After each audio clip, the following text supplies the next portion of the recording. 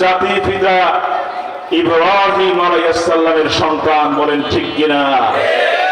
আমাদের জাতির পিতা, আমরা সেই মুসলমান।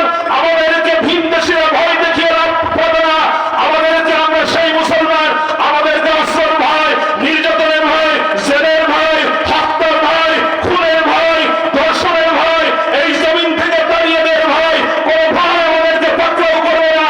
কারণ আমাদের পিতা হযরত আদম আলাইহিস সালাম, আমাদের জাতির পিতা হযরত ইব্রাহিম আলাইহিস সালাম, বলেন ঠিক কিনা? আমাদের সেই পিতার সন্তান আমরা, যেই পিতাকে নমরুদের অগ্নিকাণ্ডে নিক্ষিপ্ত হয়ে তাকে কি করা হয়েছিল, এই মুসলমানের খিসারত দিতে হয়েছিল, বলেন ঠিক কিনা? তিনি মুসলমান হয়েছিলেন বিদায় মুশরিকরা কি করেছিল আপনারা জানেন না? মুশরিকরা কি করেছিল?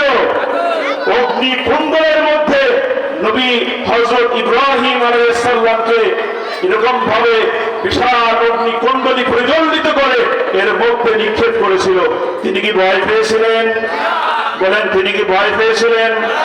তিনি কি কারো কাছে সাহায্য চেয়েছিলেন? তিনি কি কারো কাছে কান্নাকাটি করেছিলেন? তিনি ওই দেশের রাজার কাছে কেউ সাহায্য চেয়েছিলেন?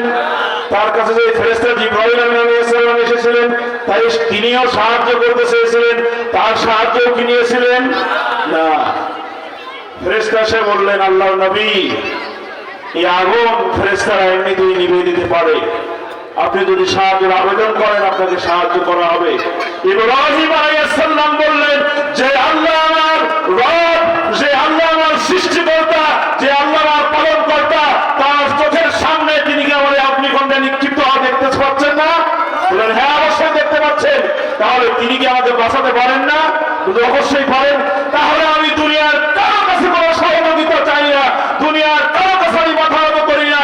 আল্লাহ যেহেতু দেখতেছেন, আল্লাহ আমার সাহায্য করি, প্রয়োজন হলে তিনি আমাকে অগ্নিকাণ্ডে সাহায্য করবেন, বলেন ঠিক কিনা? হে মুসলমানেরা, মুসলমানদেরকে আগুনের ভয় দেখিয়ে, জেল জুলুমের ভয় দেখিয়ে দমিয়ে রাখা যাবে? বলেন, দমিয়ে রাখা যাবে? এই জন্য আল্লাহ পাক রব্বুল আলামিন বললেন, এই গোটা জমিনটাই আমার, তার মানে আইন চলবে আমার, বিধান চলবে আমার সমস্ত কিছু কর্তৃত্ব বরাদ্দ যা হবে আমার, রুকু হবে আমার জন্য, সিজদা হবে আমার জন্য, তাসবিহ হবে আমার জন্য, রাজনীতি হবে আমার জন্য, সমাজনীতি হবে আমার জন্য, পরিবার নীতি হবে আমার জন্য, ব্যক্তি জীবন হবে আমার জন্য, বৈবাহিক জীবন হবে আমার জন্য, ব্যবসায়িক জীবন হবে আমার জন্য, রাষ্ট্রের সমস্ত কার্যক্রম হবে আমি আল্লাহর জন্য। আল্লাহর জমিনে আল্লাহর বিধানের বাইরে যারা কি করে, আইন পাশ করে, আমরা তাদেরকে ধিক্কার জানাই, বলেন ঠিক কিনা? কোন সংবিধান দিয়ে মুসলমানদের আইনকে, মুসলমানদের ইবাদতকে, মুসলমানের মুসলমানিত্বকে নষ্ট করা যাবে না। আমাদেরকে ফাঁসির কাস্টে নিলে আমরা ফাঁসির কাস্টে যেতে রাজি আছি, আমাদেরকে শহীদ করার কথা বললে আমরা শহীদ হতে রাজি আছি, কিন্তু আমরা মুসলমানরা ইমান বিক্রি করতে রাজি নাই, বলেন ঠিক কিনা? ইমান বিক্রি করা যাবে?